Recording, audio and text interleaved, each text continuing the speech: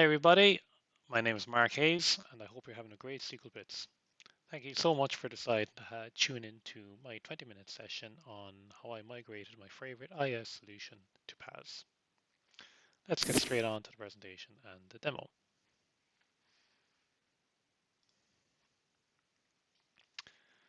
So a little bit about me. I've been working with Microsoft technologies since 1999, SQL 7, OLAP 7, and then all the versions since then. Done a lot of data warehousing work, a lot of integration services, reporting services, analysis services, more recently Power BI, and more recently again, Azure functionality. So let's get straight on to the next deck. So let's set the scene.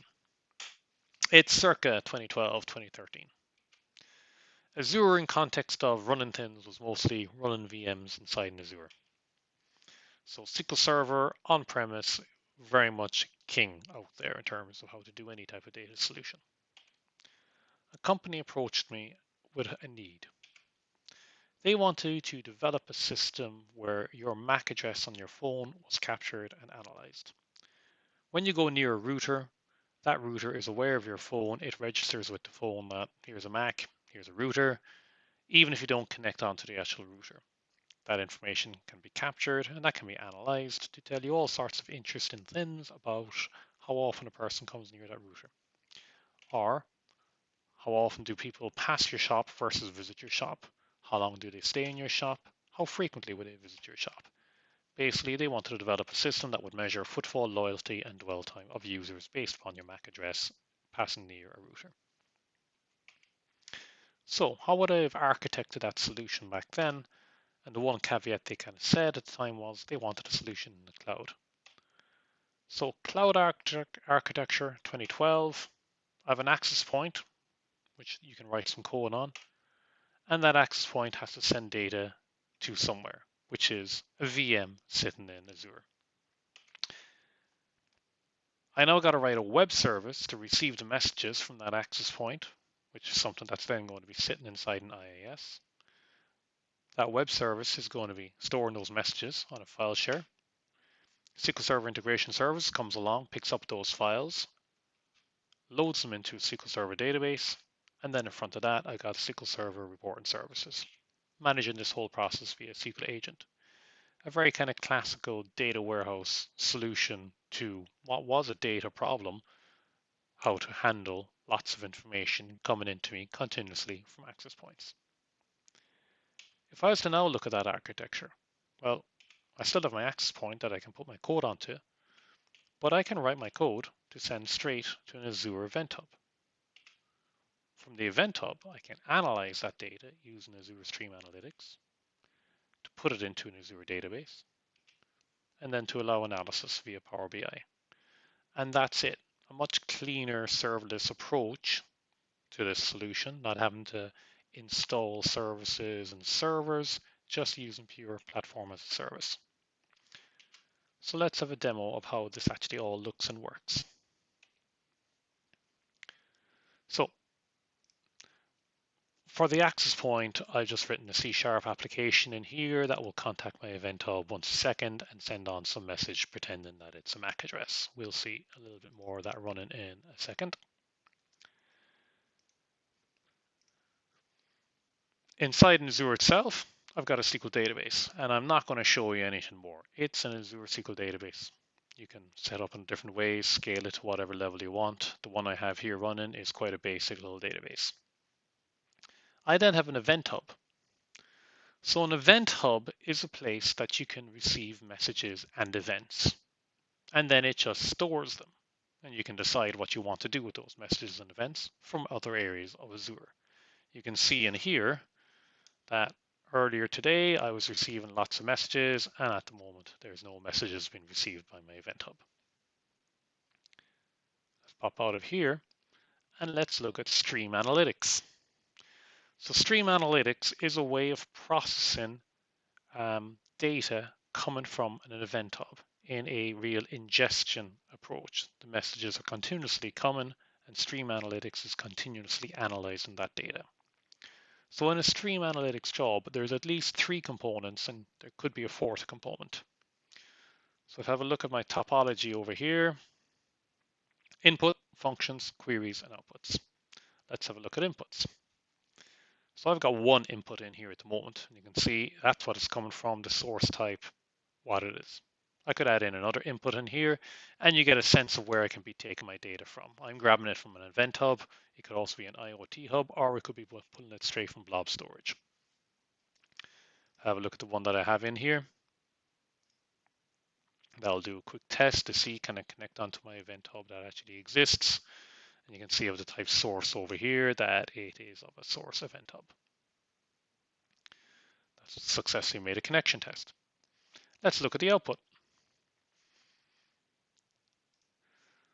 So lots of different places that I could output data from in an Azure event, in a Stream Analytics job. I'm choosing to put it into a SQL database, but you can see other things in there, table storage, straight onto Service Bus, into Cosmos DB, pump it into Power BI, put it into Synapse, Data Lake, storage, etc., or into other event hubs in here. The one that I've got set up in here is something called Azure Stream Analytics Demo, and it's a type SQL database sync set up in there. The query. The query is the bit in the middle that connects the inputs to the outputs. So over here, you can see my two inputs, console source and my Azure Stream Analytics demo. Here, I've got my SQL statement. And straight away, you'll see these names existing in here. So you can see that I'm selecting stuff from console source. So selecting things from my input. I'm inserting it into Stream Analytics demo, which is my output. And the rest of it is some basic SQL. So I'm doing a group by in here on my access point. I'm doing a little bit of basic analysis to see whether this was a visitor or a passerby. I'm doing that based upon how often have I seen that MAC. And then finally, I'm counting how often I've seen the MAC in there as well. So I'm counting it by something, by a time period, which is this tumbling window function that exists, which is a stream analytics job of basically classifying a continuous stream of data into chunks of time. So I've set this up at a very narrow interval at the moment of every 10 seconds, run this analysis. So every 10 seconds, run this analysis over there, pump the outputs into my stream analytics demo. Down here, you can actually see some sample data that has come in recently. That's my raw level data that I'm going to be getting, my access points, when did I see it, some processing time, etc. And I can go along and run a test query against that input preview. It will run that and it will produce this. And you can see down here, here's my 10 seconds, 10 seconds later at 20, 10 seconds later at 30 seconds past. So it's taking that window of 10 seconds and saying, well, within that period of time, this is what I saw. So having got this up and running, I'm going to choose to actually kick up and kick off my Stream Analytics job. And I'm going to start that from console inputs from now. So that's running now, kick off now. While that's kicking off, let's just talk about the fourth part of a stream analytics, which is a function. Now, I don't use functions in this demo, but functions are a way of taking data from an input and within that SQL statement, passing it into some other part of the Azure ecosystem. So if you had a cognitive services function available to you, you could take some text data, pass it into cognitive services to do some analysis on it, get the result from it, and then output that to your stream analytics output area. So that's still kicking off. Let's just pop over to here. I'm just going to do a quick truncate on my table. And we'll see at the moment my stream analytics table is empty. So this is my Azure database that I've got going on over here. And I'm looking at a particular table that I want to output, that I'm loading my data into. And it's all empty because I've just truncated it. Let's pop back and see is my analytics job up and running. Not there yet. Should be there very soon, so I can monitor it up in here. And then from a simulation of my access point, I've got a very basic little C# program in here. You can see as part of the C# program, I have got a connection endpoint that I defined. So that actually is my connection to my event hub. That is the name of my event hub. All I got going on here is a little bit of a random generator on a MAC address.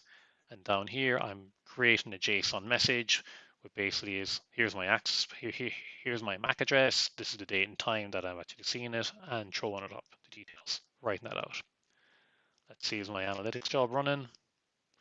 So now, I can see that my streaming job is now running successfully.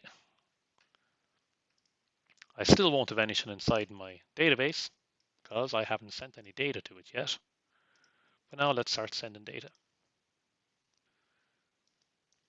So kicking off that job, and that's going to write a message. And you can see the message popping up here in my console. This is what it's sending in approximately once every second going on there. So access point 1, 2, 4, 3, 10, 17, etc. Now, let's see if we've got any data. None in there yet. And there we go. So it's now hit the first 10-second window. Taken what's arrived in that 10-second window and summarized up. So in total, we got 3, 4, 5, we got 7 events were received during that 10 seconds window, and that's how I was grouped it. If I was to run it again, I'm now into another period of time. So I've gone from the 0 to 10 seconds past to 20 seconds past. If I run it again, maybe I'm up to 30 seconds past now. Now I'm up to 30 seconds past. So my data that's coming in here is now being received by my event hub, being passed into my stream analytics job. It's doing the analysis on it, writing it out onto another Azure table for myself to do analysis on. So while that's running away, we can now go, well, I've got my data inside in the database table now. Well, the rest of this is pretty easy. It's just a report now, right? So let's pop over and go to Power BI. And this actually is a kind of sample report that I did for a client on using this MAC address information. And you can see how this can be utilized in here. So on the bottom, it's capturing the number of clients per hour, comparing it to a benchmark number that they would get for that same shop over time. So at this is probably a weekend that they ran this. It was significantly lower than their normal benchmark in here. I can flip over onto different Macs. And in here, I can see that on this particular day, they were much closer to their normal benchmark. And there's your kind of 6, 7, 8 o'clock rush hour in the mornings, people going into work, a little bit of a lull, it goes up a little bit at lunchtime and out again. And then this is just looking this over all time, on what particular days did they get the most jobs. And again, in this case, pretty consistent to their benchmark the whole time. So that's just giving you a little bit of flavor of how you can have Power BI just connecting to obviously to an Azure SQL database to pull back that data and do all sorts of analysis on MAC address capturing. I can see that my job is still running away in there. And even down here from a point of view of resource utilization, when I'm in my stream analytics job, now I can see I had a cluster of messages earlier today, and here's my cluster of messages coming in now. And here's my current stream analytics running away, and it's given me 18% is the current processing power that it's using on my stream analytics job to handle that data. So I can see in here that I've got a little bit of capacity and I could handle a bit more in here before I'd have to get into any questions of how I would start scaling this out. Which if I was to look at the scale outside, I'm running on a 1 DTU, sorry, not a DTU, I'm running on 1 streaming unit at the moment. That could be scaled up to 192 if I needed to go that way. So substantial amount of scale is available. So let's pop back to my present. I'm just going to kill my console. No, and it's done. So we close that off. So now I should have my final set of results in here. And there's all my data from that console app. So we got 58 rows logged from about 120 messages sent in there.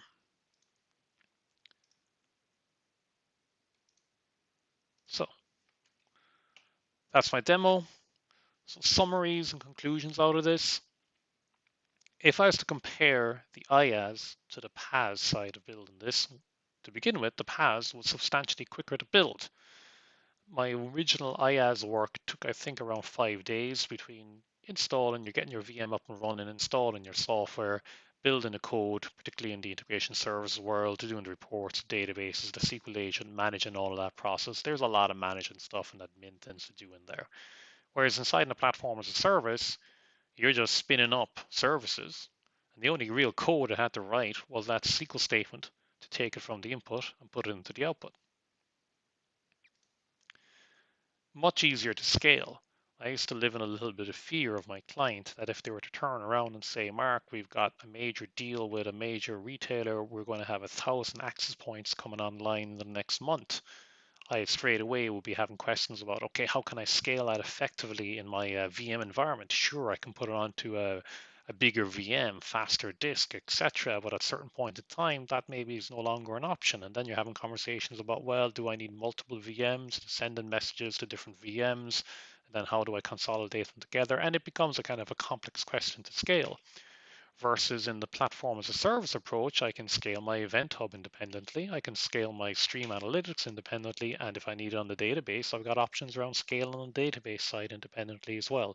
So I can get quite granular about where I put the scale in and how to go about doing it.